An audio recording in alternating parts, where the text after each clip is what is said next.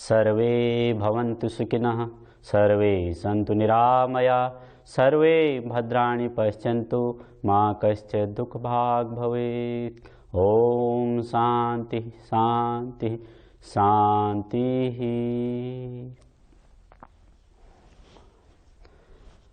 दोस्तों,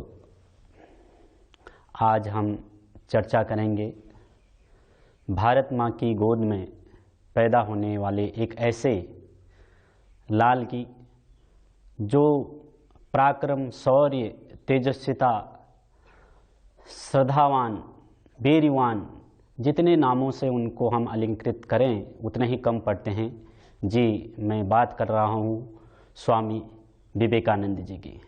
स्वामी विवेकानंद का जन्म 12 जनवरी 1863 को कोलकाता में हुआ था। भारत में चाहे हो या विश्व में हो, कोई भी व्यक्ति जब महान कार्य करता है, महापुरुष बनता है या आने वाले भविष्य के लिए एक सुनहरा इतिहास लिख के जाता है, तो कुछ महापुरुषों के हम देखते हैं कि बचपन से ही महान होते हैं, कुछ जन्म से महान होते हैं, कुछ कर्म से महान होते हैं और कुछ को जीवन की चुनौतियां महान बनाती हैं। ऐसे ही चुनौतियों से निकले हुए स्वामी विवेकानंद, जिनका नाम बचपन में जो है नरेंद्र था।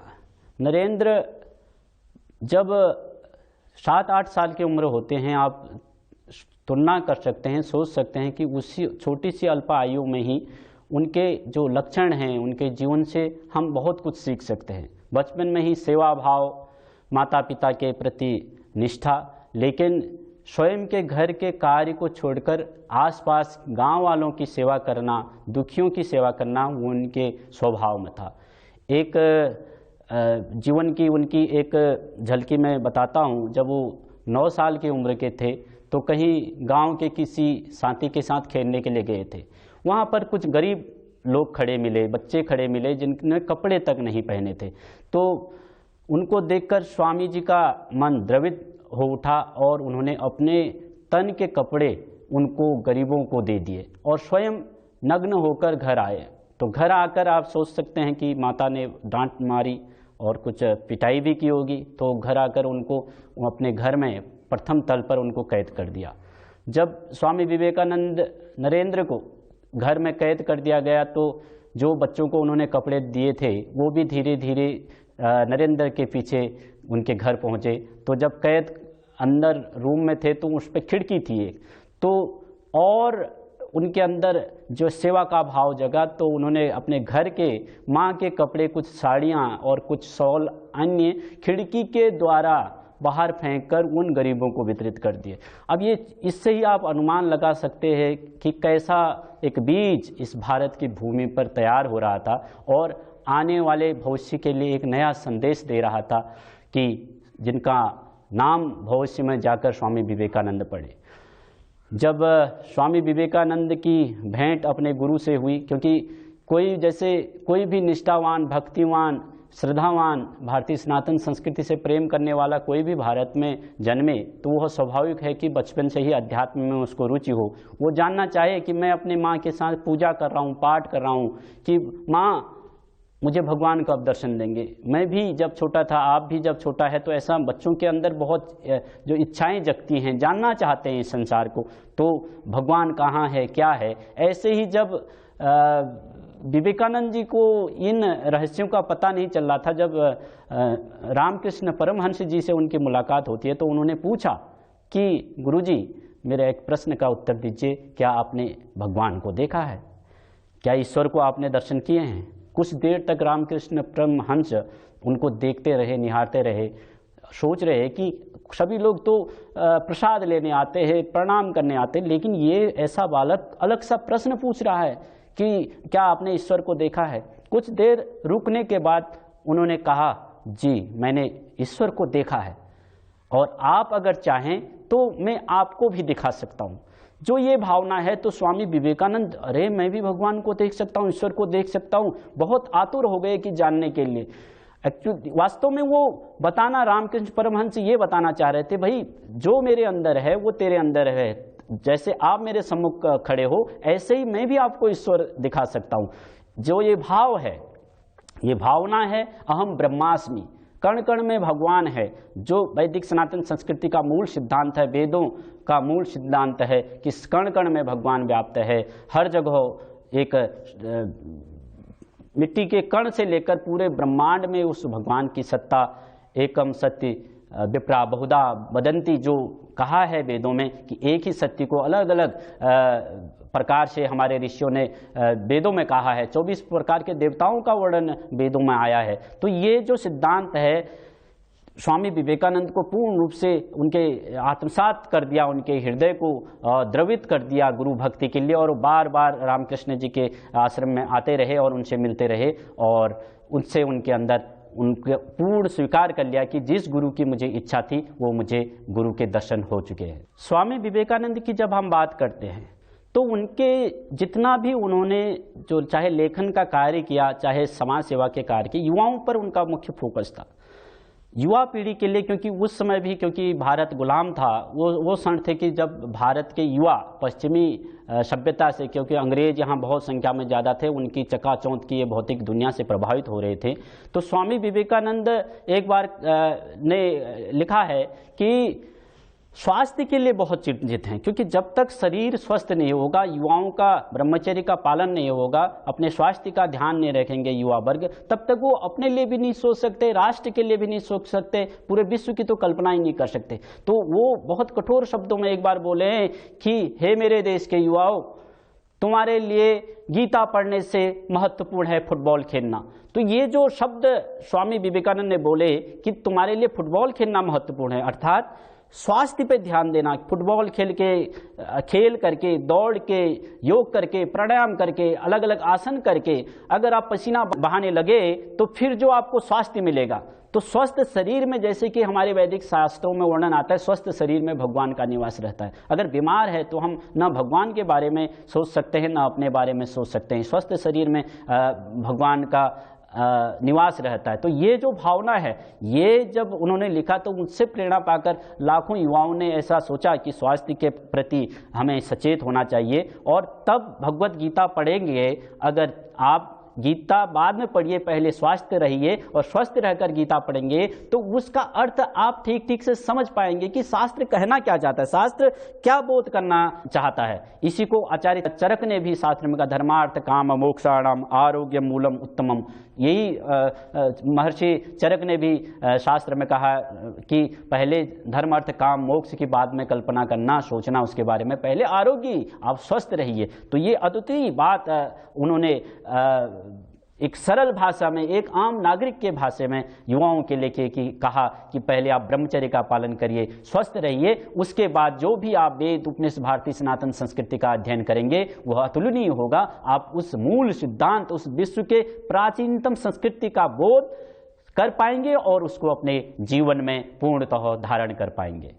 18वीं शताब्दी की अगर हम बात करें, 18वीं शताब्दी के अंत में स्वामी विवेकानंद देख रहे हैं कि उनको महसूस हो रहा है कि एक ऋषि की जो वैज्ञानिक आंखें हैं वो यह निहार रहे हैं कि भारत का युवा भटक रहा है, और इसके मूल में है भारत की शिक्षा व्यवस्था। आप भाई बहन सभी जानते हैं 1734 में जब लॉर्ड मैकाले भारत आया था, भारत की में जो 7 लाख से अधिक गुरुकुल थे, वो उनको देखकर ही भयभीत हो गया था, क्योंकि भारत में उनको अपना साम्राज्य स्थापित करना था। तो 3 साल तक 1734 से लेकर 36-37 तक वो पूरे भारत को भ्रमण करता है, पूर्व से पश्चिम, उत्तर दक्षिण तक घूमता है, और ब्रिटिश पार्लियामेंट में, कॉमर्स हाउस में वो उद्बोधन देता है कि मैंने भारत को पूरब से पश्चिम, उत्तर से दक्षिण तक घूमा, वहाँ एक भी गरीब नहीं है, एक भी भूखा नहीं है, एक भी बेईमान आदमी नहीं है, हम कैसे इसको गुलाम बना पाएँ। तो उत्तर में देता है कि तभी हम इस भारत को गुलाम बना सकते हैं जब हम इसकी शिक्षा व्यवस्था को, सबसे प्राचीनतम जो शिक्षा व्यवस्था है, इसकी जो देश की रीढ़ है वो इसकी शिक्षा व्यवस्था है, उसको प्रहार करके ही, उसको अंग्रेजी शिक्षा तंत्र में परिवर्तन करके ही हम भारत को गुलाम बना सकते हैं। इससे शायद स्वामी विवेकानंद ने भी अध्ययन किया होगा ब्रिटिश गवर्नमेंट की, अंग्रेजों की मानसिकता को। तो उन्होंने जो वर्णन किया है, स्वामी विवेकानंद ने कहा कि जो शिक्षा आज हम स्कूलों में पढ़ रहे हैं, क्योंकि उस समय जो ब्रिटिश जो कॉन्वेंट स्कूल जो मिशनरी स्कूलों का बहुत ज़्यादा प्रचार प्रसार हो रहा था और गुरुकुलों को तोड़ा जा रहा था। गुरुकुलों को तोड़कर अंग्रेजी शिक्षा पद्धति जो है भारतीय विद्यालयों में लगाई जा रही थी। आज भी हम अंग्रेजी शिक्षा पद्धति में ही पढ़ रहे थे। तो स्वामी विवेकानंद ने अपनी लेखनी, अपनी कलम की जो है नोक खोली और बोला कि जो आज हम शिक्षा पढ़ रहे हैं, यह शिक्षा पढ़ते पढ़ते जो हमारे छोटे छोटे अबोध बालक हैं, जो नन्हे बच्चे हैं, वो स्कूल में जाते हैं तो पहली कक्षा में तो यह पढ़ते हैं कि जो भी तेरे दादा परदादा थे वो सब मूर्ख थे और वर्तमान गुरु आचार्य जो हैं ये पाखंडी हैं और सबसे जो बड़ा ज्ञानी हूँ वो मैं हूँ। एक ऐसा अबोध बालक सोचता है कि सबसे बड़ा, आज भी आप व्यवहार में देखते ही हैं बच्चों को, सबसे बच्चे स्कूल से आते हैं अपने दादा परदादा को, अपने मम्मी को तो कहते हैं आपको तो कुछ आता नहीं है, सबसे, क्योंकि भौतिक शिक्षा मैं ले रहा हूँ तो सबसे बड़ा ज्ञानी मैं हूँ। तो स्वामी जी कह रहे हैं कि ये जो शिक्षा, ये अंग्रेजी शिक्षा पद्धति में गुरुकुली शिक्षा पद्धति को त्याग कर, उसको तिलांजलि देकर जो हम अंग्रेजी शिक्षा पद्धति के गुलाम हो रहे हैं, यह शिक्षा पढ़ने से अच्छा है, ये मृत्यु से भी भयंकर है, ऐसा वर्णन स्वामी विवेकानंद ने कहा कि इसको मृत्यु से भी, क्योंकि न इसमें चरित्र निर्माण की कोई शिक्षा है, न नैतिक मूल्यों का इसमें कोई वर्णन है, न इसमें सेवा का कोई वर्णन है। हम चरम भोग की ओर जाएं, केवल इतना ही हम हमारे बच्चे इन स्कूली शिक्षा में पढ़ पाते हैं, ऐसा स्वामी विवेकानंद ने कहा है। स्वामी जी आगे कहते हैं कि सूचनाएं एकत्र करना, संसार की सूचनाएं करना, एकत्र करना, ये शिक्षा का औचित्य नहीं है, ये शिक्षा का उद्देश्य नहीं है। शिक्षा का उद्देश्य तो चरित्र निर्माण का है। संसार की सारी किताबों का ज्ञान जो दूसरे द्वारा दिया गया ज्ञान है वो मैं धारण कर लूं और अपनी आत्मा को जानूं नहीं, मैं कौन हूं, मैं क्या हूं, मेरा अस्तित्व क्या है, इस बारे में कोई बोध नहीं हो। अगर ये संसार की किताबें ही सबसे बड़ा ज्ञान है तो सबसे बड़ा जो ऋषि होगा वो पुस्तकालय होगा और सबसे बड़ा जो ज्ञानी होगा इस संसार में वो तो विश्व कोश होगा, अर्थात जो आज की डेट में गूगल है। तो इतनी महत्वपूर्ण बातें स्वामी विवेकानंद ने शिक्षा तंत्र में कही हैं कि भारतीय शिक्षा पद्धति के बारे में, गुरुकुली शिक्षा पद्धति के बारे में इतना बड़ा जो उनका दूरगामी जो उनका विचार है वो आज भी उतना ही प्रासंगिक है जितना तब था, क्योंकि जो उन्होंने उस समय बोला आज वो आपको दिखता है इस समाज में किस प्रकार से हमारा देश का युवा पश्चिम के आगोश में, पश्चिमी जो संस्कृति है उसकी ओर धीरे धीरे बढ़ रहा है और पढ़ लिख कर उद्देश्य बनाए बैठा है कि मुझे तो पढ़ लिख कर अमेरिका जाना है, विदेश जाना है और भारत के लिए कोई काम ही करना नहीं चाहता। ऐसा भाव कहीं ना कहीं बच्चों के अंदर आ रहा है और इससे आज स्वामी विवेकानंद से प्रेरणा लेकर हमें बदलने की जरूरत है और गुरुकुली शिक्षा पद्धति को पुनः भारत में स्थापित करने की आवश्यकता है। स्वामी जी देश की गुलामी से भी बहुत चिंतित हैं। युवाओं के भटकाव के कारण देशभक्ति युवाओं में नहीं बन पा रही है और उससे भी चिंतित हैं। साथ ही साथ जो पूजा पाठ पर भी उन्होंने बहुत कुठाराघात किया है, एक संदेश दिया है कि पूजा पाठ का मतलब क्या है, ईश्वर उपासना का मतलब क्या है, जप का मतलब क्या है, भक्ति का मतलब क्या है। इसी को उद्धृत करते हुए उन्होंने बहुत जो कठोर शब्द जो सत्य हैं उस समय कही हैं, जो आज हमें लगता है कि जी वो ठीक कह रहे हैं। स्वामी जी बोल रहे हैं कि आगामी 50 सालों के लिए यह जगत जननी भारत माता ही आपकी आराध्य देवी बन जाए। कितने महान शब्द हैं, आप सोचिए। आज ऐसे शब्द कोई बोलेगा तो शायद उसको जेल हो जाएगी और वो सांप्रदायिक कहलाएगा।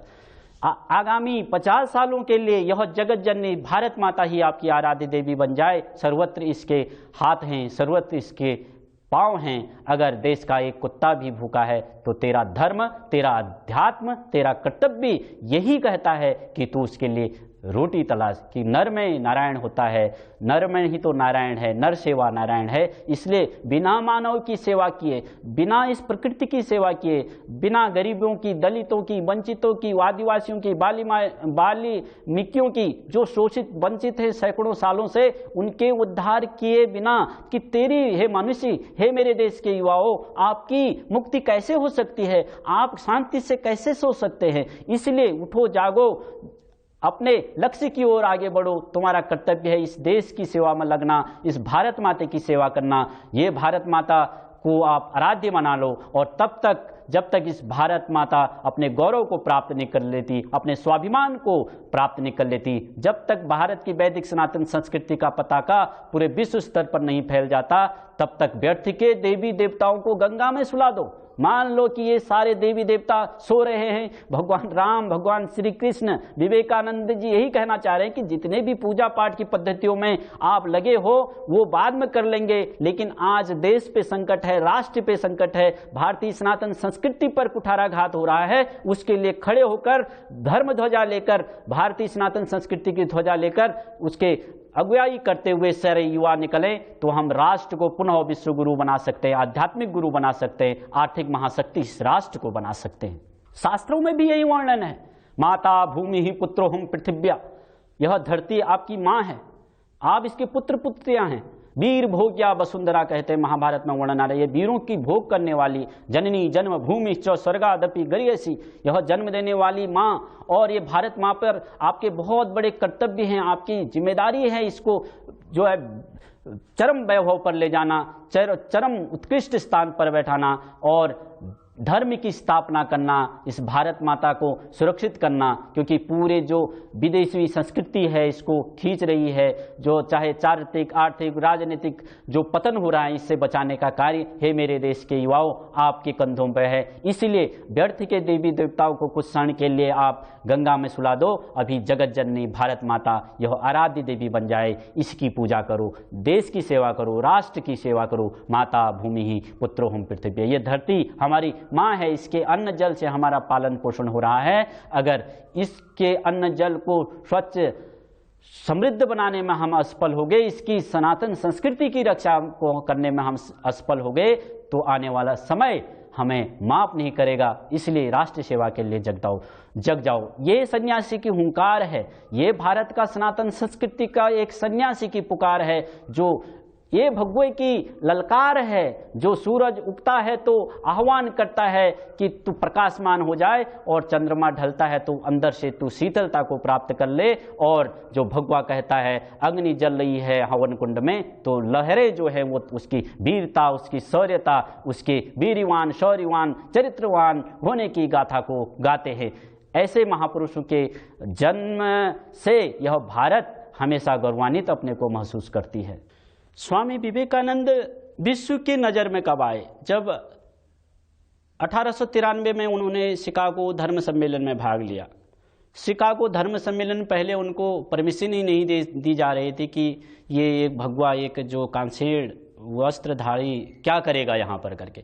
लेकिन जैसे कैसे स्वामी विवेकानंद को वहाँ बोलने का समय मिला, तो स्वामी जी ने जो उद्बोधन दिया वो बोला, पहला शब्द बोला, अमेरिका के मेरे भाइयों और बहनों। ये शब्द में बहुत बड़ा रहस्य छिपा है। यह जो शब्द है ना, भाइयों और बहनों, वो भी अमेरिका के भाई बहनों। तो जब जितने भी वहाँ पर जो ईसाई मिशनरी, ईसाई धर्म के मानने वाले, इस्लाम धर्म को मानने वाले जो लोग हैं, वो चकित हो गए और 2 मिनट तक ये तालियां गूंजती रही कि भारत का एक सन्यासी ये कह रहा है कि सभी मेरे भाई और बहन हैं। तो ये जो भाव है ये कोई और नहीं कर सकता, ये केवल एक भारत का फकीर कह सकता है, एक भारत का ब्रह्मचारी सन्यासी तपस्वी जो जति रति में लीन है, जो ब्रह्मचर्य में लीन है, अपने तप में लीन है, वही फकीर भारत का कह सकता है। ऐसा भाव जो उन्होंने कहा, तो उसी से 2 मिनट तक तालियां ही बजी रही कि इसका कितना बड़ा विराट हृदय है इस सन्यासी का। अगली बात, जब सबसे बड़ी जो घटना स्वामी जी के साथ घटी, जो विश्व सम्मेलन में उन्होंने भाग लिया धर्म सभा में, उसके बाद जब वो बाहर निकले और वहीं पर उनके काफ़ी फॉलोअर बन गई, भाई आपने इतना महान, क्योंकि उन्होंने जो पारसियों और जो विश्व में जो शरणार्थी भारत रही है, क्योंकि विश्व के जो दबे कुचले जो वंचित शोषित लोग हैं, उनको भी जब रोमन कट्टरपंथियों के द्वारा, विदेशियों के द्वारा, इजरायलियों और ये यहूदियों और जो है पारसियों को सताया जा रहा था, उनकी भी पिछले 1000 साल पहले तक उनको भी यहाँ पर जो है शरण दी गई थी। तो वो वर्णन भी किया। तो पूरे वहाँ पर जो सभागार में लोग बैठे थे, उनका हृदय प्रफुल्लित हो उठा कि भारत कितना महान देश है, भारत की संस्कृति कितनी महान है, इतना बड़ा विराट हृदय हमारा यूरोप का तो है नहीं, अरब का तो है नहीं। तो ये स्वामी विवेकानंद जब सभा से बाहर निकल गए, एक गोरी मैडम से उनकी मुलाकात हो गई, एक महिला उनसे बाहर मिली, एक कुंवारी लड़की। तो शायद वो जब स्वामी जी निकल रहे थे तो वो आगे खड़ी हो गई, तो बहुत उन्होंने रास्ता रोक दिया स्वामी जी का। तो बोली कि मुझे आपसे शादी करनी है। तो स्वामी जी कुछ चकित हो गए कि मेरे से कोई ऐसा कह रहा है कि एक सन्यासी से शादी करूंगी। तो स्वामी जी ने कुछ धैर्यपूर्वक सोचा और उनको विनम्रता से उत्तर दिया, मैं तो सन्यासी हूँ, भारत में तो सन्यासी शादी नहीं करते। तो शायद स्वामी जी मन ही मन में ये अपने एक लेख में बताते हैं कि शायद वो मेरे ब्रह्मचर्य की परीक्षा ले रही है, मेरी इंद्रियों की परीक्षा ले रही है।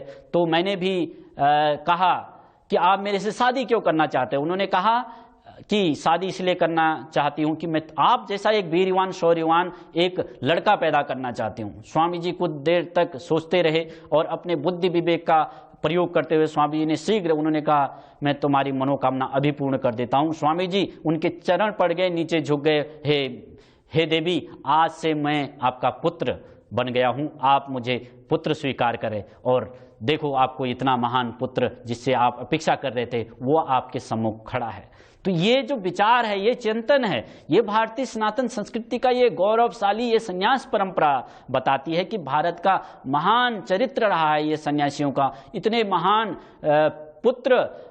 महान पुत्रों को जन्म देने वाली ये भारत की वसुंधरा रही है। और तभी तो पूरे विश्व की जो संस्कृतियों का मूल में भारतीय सनातन संस्कृति को कहा जाता है।